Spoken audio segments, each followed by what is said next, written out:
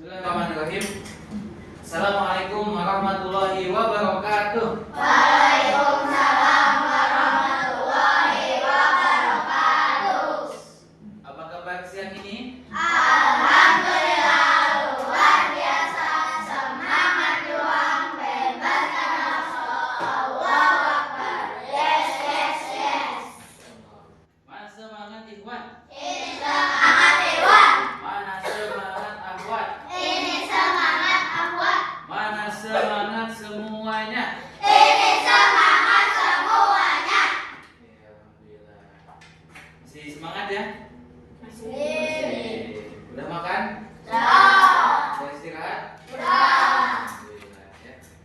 Teman-teman kelas 4 yang Bapak banggakan, hari ini kembali lagi dengan pembelajaran. Kita akan berdoa terlebih dahulu ya, supaya belajarnya Allah mudahkan dan Allah lancarkan ya. Silakan untuk dipimpin doa terlebih dahulu. Siap. Siap. Taib. Sebelum belajar. Bismillahirrahmanirrahim. Rabbi zidni ilman warzuqni fahman. Allahumma inni as'aluka ilman nafi'an wa rizqan thayyiban wa amalan mutaqabbalan. Amin ya rabbal alamin. Oke, alhamdulillah teman-teman kita sudah berdoa ya, tadi sudah dipimpin oleh Arsyad ya, mudah-mudahan mendapat keberkahan, dan hari ini pelajaran yang kita pelajari mudah-mudahan ilmunya bermanfaat. Oke. Teman-teman, langsung saja ya kita lanjutkan pelajaran hari ini ya. Nah, hari ini kita akan belajar tentang indahnya kebersamaan ya. Indahnya kebersamaan. Seperti yang sudah kita ketahui ya, ada beberapa tujuan yang harus kita capai ini dalam pembelajaran hari ini. Yang pertama, IPA itu kita akan mengenal pemantulan bunyi dan penyerapan bunyi, serta kita akan praktek ya nanti bagaimana bunyi dan penyerapan bunyi. Nah, kemudian yang kedua, kita akan mengenai di mata pelajaran di bahasa Indonesia ya, yaitu kita terus memahami gagasan pokok dan gagasan pendukung ya. Kemudian di PPKN dan di IPA ya, kita akan mempelajari tentang keberagaman ya di Indonesia ya. Dan bagaimana kita menghargai ya budaya-budaya yang selain kita ya, budaya-budaya keberagaman budaya yang ada di Indonesia. Nah itu ya, kan kita sudah belajar ya mengenai apa, kalau kemarin di IPS dan IPAMA tentang ya, kita masih ingat materinya keberagaman suku, atau yang sudah diingat kita harus menghormati ya. Nah, tujuan harus menghormati ya keberagaman, berbeda-beda nih. Nah, bagaimana kita menghormatinya? Coba ada yang bisa mengulas kembali? Nah, betul. Siapa? Mika ya? Mika hebat, toleransi ya. Alhamdulillah ya. Kita bagaimana yang sudah diajarkan bahwa cara menghargai budaya orang lain itu adalah dengan bersikap toleransi atau saling menghargai. Alhamdulillah berarti masih ingat ya materi pembelajaran sebelumnya. Nah, yaitu halaman 85 ya. Ini di sini ya. Semuanya 5 ya. Oh, ingat dulu. Oke.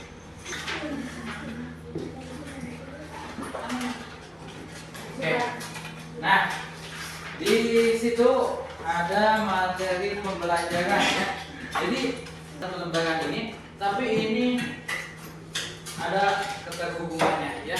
Materi yang akan kita pelajari ya, kalau yang tadi kan yang bahasa Indonesia tentang paragraf tentang ide pokok dan gagasan pendukung, kemudian ada keberagaman ya, kemudian ada pemantulan. Nanti kita coba belajar ya.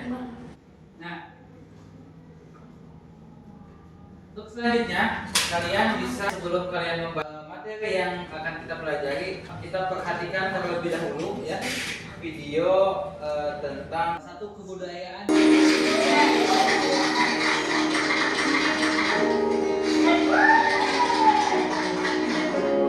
Bicara soal warisan budaya di Indonesia, seperti tak hanya Indonesia.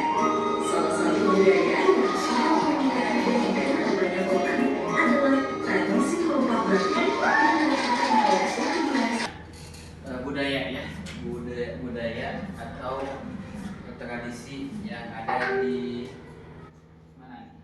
Budayanya apa? Lompat batu. Lompat batu ya. Adanya di mana? Di Pulau Nias ya. Tepatnya di Desa Matoluo ya, di Provinsi Nias ya. Kemudian di tepatnya di provinsi tadi apa? Yang tahu? Provinsi Sumatera Utara. Iya, Provinsi Sumatera Utara ya. Hebat ya. Nah, kita udah jauh kemana-mana ya. Kalau kita lihat dari tradisi lompat batu ini di Pulau Nias ya, jadi memang tapi bisa berubah fungsinya ya. Kalau sekarang kan tadi fungsinya apa? Lompat batu ini sebagai pemuda yang telah dewasa atau belum. Jadi kalau sekarang ya ini dijadikan bahwa ini adalah sebagai ya, melihat keberanian ya atau kedewasaan seorang ya. Kalau bisa melompati batu ini berarti itu sudah disebut orang yang sudah berani ya, dan orang yang dewasa ya. Nah, silakan boleh untuk dibaca terlebih dahulu ya. Untuk bacanya 1 menit, untuk mengerjakannya 1 menit, silakan.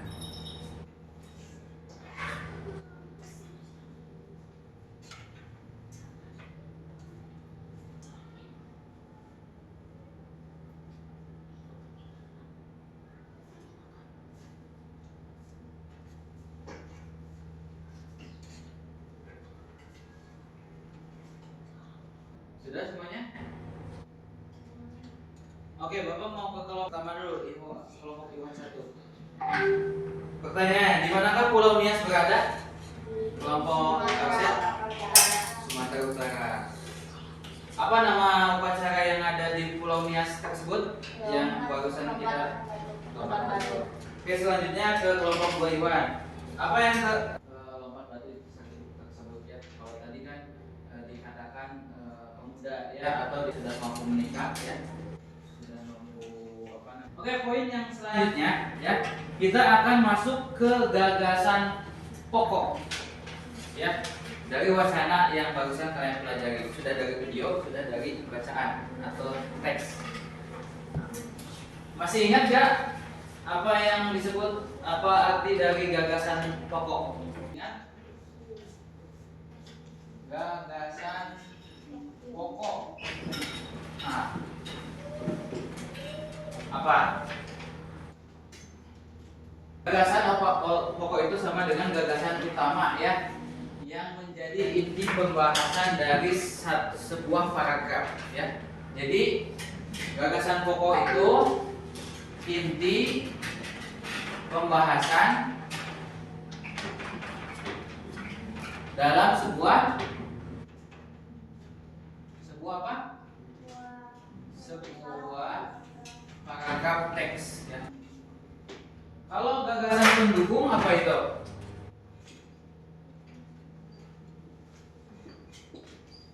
Pendukung apa? Mudah sekali nih. Hah? Ya, gagasan yang mendukung atau yang menjelaskan gagasan utama, gagasan pokok. Jadi berisi dengan penjelasan-penjelasan. Sekarang kita akan menentukan gagasan pokok di paragraf utama. Ayo, ada yang bisa? Tidak. Ayo, kelompok mana? Coba. Ya. Apa gagasan pokok di paragraf utama? Mereka melatih diri agar lebih kuat. Sedikit lagi. Mereka berlatih diri agar kuat dan mampu menembus benteng. Belum kuat, Pak. Bapak. Coba yang dari kelompok dari kawan. Apa? Coba.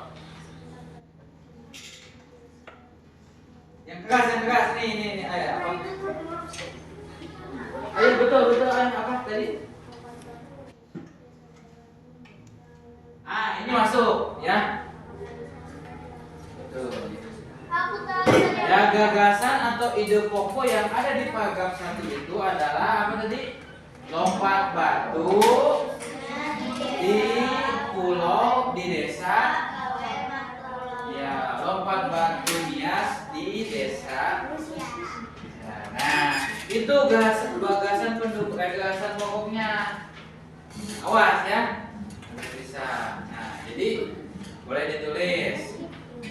Nah, kemudian apa yang mendukung gagasan pokok tersebut? Jadi kan itu gagasan ide pokoknya itu dalam paragraf yang pertama itu adalah lompat batu lompat batu Nias di mana itu? Desa. Ya. Itu di desa Bawai Matalu. Nah, kalau untuk gagasan pendukung berarti yang sudah terjadi pada zaman saat peperangan antar suku dahulu. Nah, itu gagasan pendukungnya. Ya. Nah, kemudian selanjutnya di paragraf kedua tentukan gagasan pokoknya. Seiring berkembangnya zaman, tradisi lompat batu berubah fungsinya. Saat ini tradisi tersebut digunakan sebagai upacara untuk menentukan apakah seorang pemenang. Seiring berkembangnya zaman, tradisi lompat batu berubah fungsi. Seiring dengan perkembangan zaman, lompat batu itu berubah fungsinya. Itu gagasan utama yang ada di paragraf kedua. Tuh, setiap paragraf itu bisa ada di awal kalimat atau di akhir kalimat atau bisa pun di tengah-tengah. Ya. Coba yang ketiga, si lompat batu Nias di pulau di desa Mago ya, di provinsi Sumatera Utara. Dan itu adalah menjadi salah satu banyak wisatawan berkunjung ya atau melihat kebudayaan, salah satunya di Pulau Nias ya, itu di desa Malapuo ya di provinsi Utara. Nah, kalau kita lihat dari sudut keberagaman ya, suku keberagaman kan itu adalah kebudayaan ya, kebudayaan yang ada di daerah tersebut.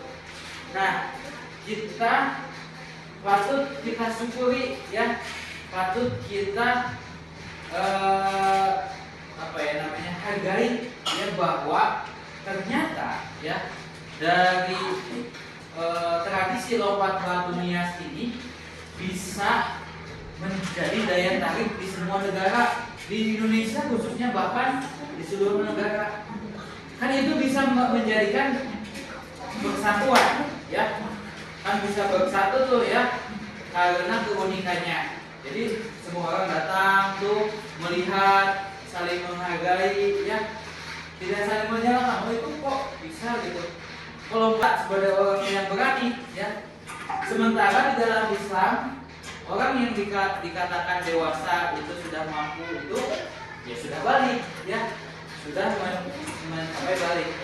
Tetapi Nabi Muhammad SAW itu mengajarkan kita bahwa ya segala sesuatu ya, keberagaman yang ada di khususnya di sekitar kita itu kita harus saling menghargai.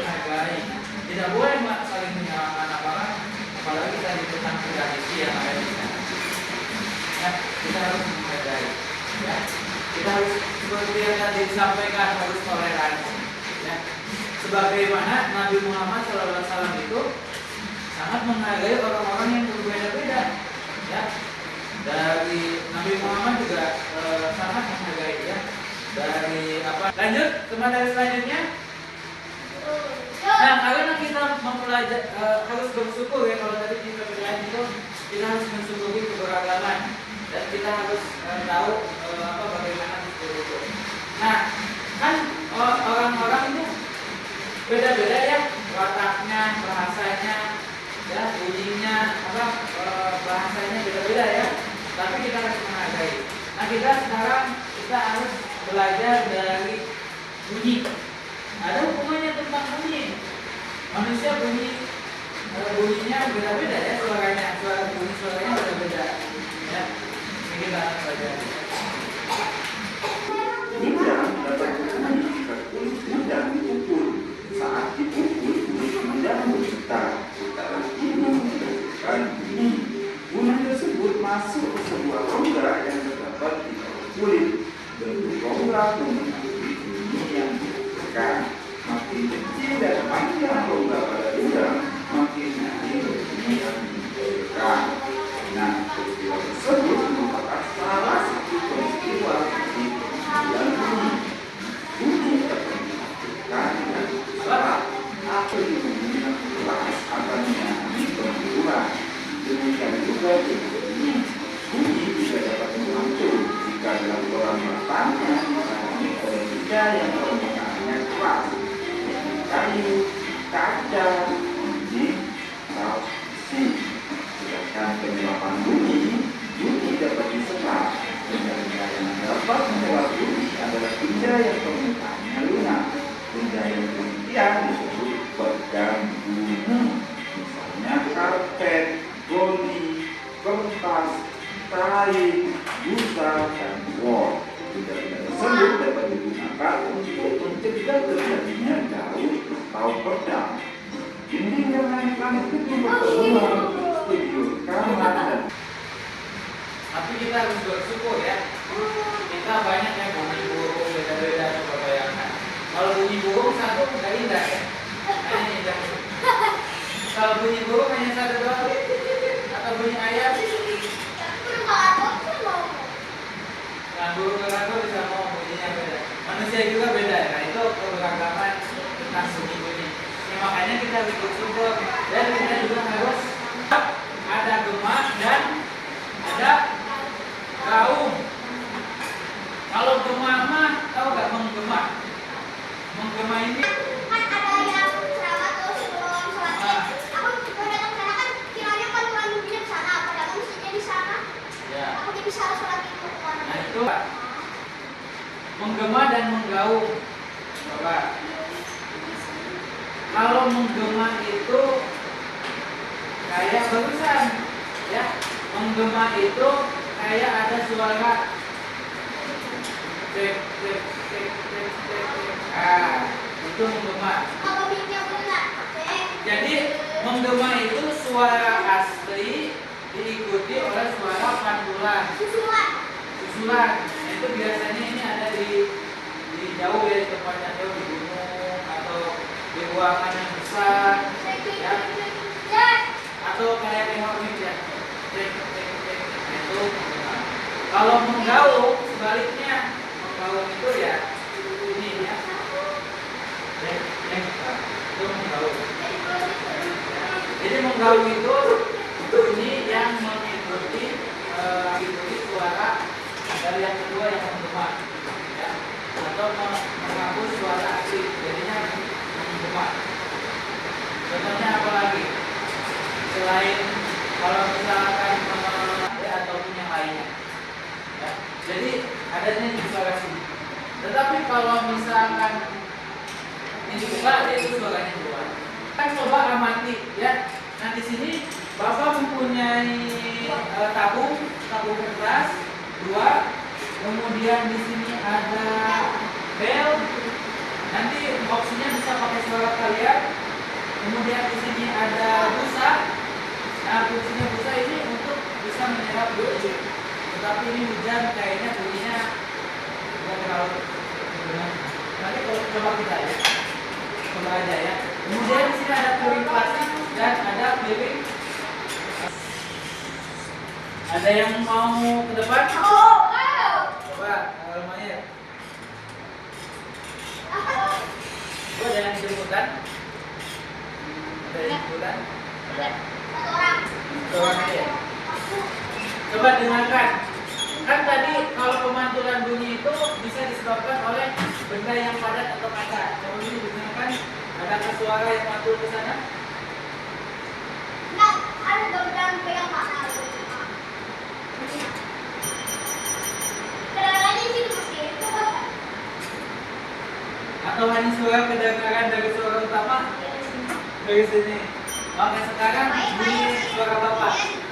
Apakah ada bunyi gaulnya, bunyi gemanya ke situ? Cek. Ada.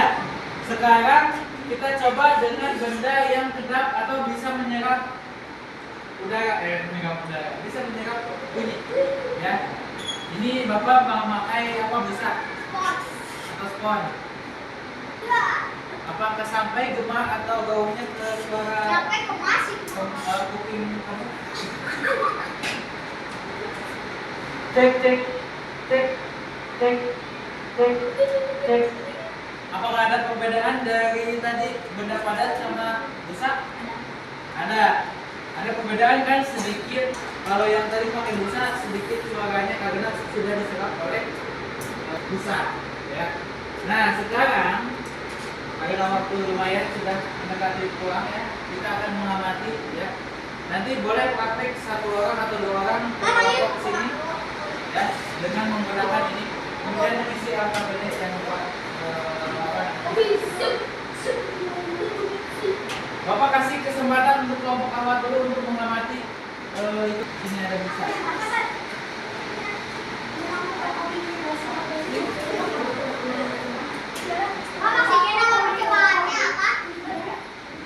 Tadi apa? Pemantulan bunyi dan penyerapan bunyi. Oke, waktunya 2 menit percobaannya. Percobaannya pemantulan dan penyerapan bunyi.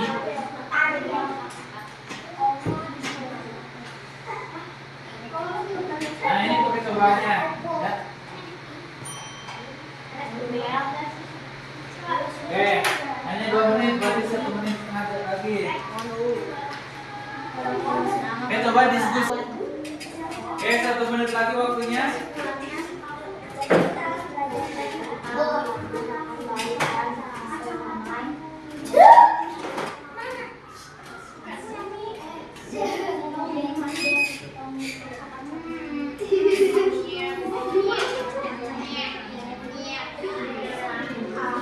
Oke, silakan untuk duduk lagi. Pas.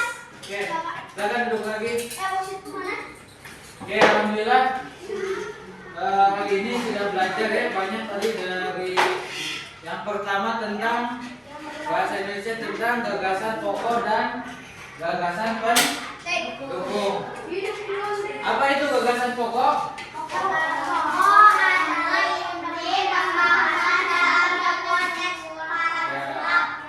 Kalau gagasan pendukung? Yang inti apa? Gagasan yang menjelaskan gagasan inti ya. Kemudian tadi kita sudah belajar tentang keberagaman ya atau suku budaya yang ada di Pulau Nias ya. Nah kita sebagai seorang pelajar harus mempunyai sikap apa? Toleransi atau saling menghargai terhadap budaya yang ada ya khususnya di Indonesia.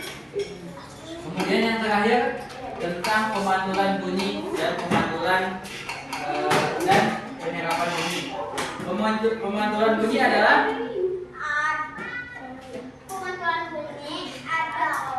suara yang dipantulkan ke benda atau yang dapat dibantukan oleh benda-benda yang padat seperti kaca, ya, tembok, kayu, ya. Kemudian penyerapan bunyi adalah suara yang bisa diserap oleh benda-benda. Bisa ditanda. Atau bunyi yang dikeluarkan bisa hilang karena bisa diserap oleh benda yang bisa menyerapnya seperti benda kedap, kain, benda busa dan lain-lain. Oke, ada pertanyaan di sini? Oke, kalau tidak ada pertanyaan kita tutup dengan alhamdulillah bersama-sama.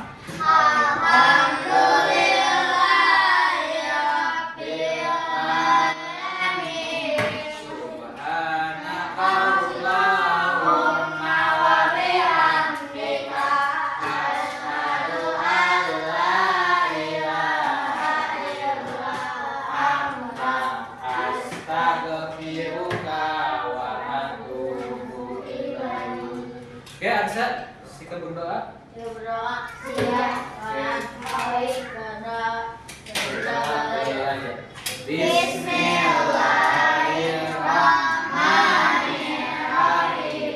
Rabbi a'udzubika an asyura ni'mataka an'amta 'alayya wa 'ala walidayya wa an a'mala sholihan tardahu wa adkhilni bi rahmatika fi ibadikas sholihin.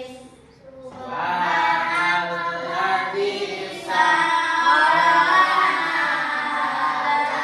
wa ma kunna lahu muqrinin wa inna ila rabbina lamunqalibun.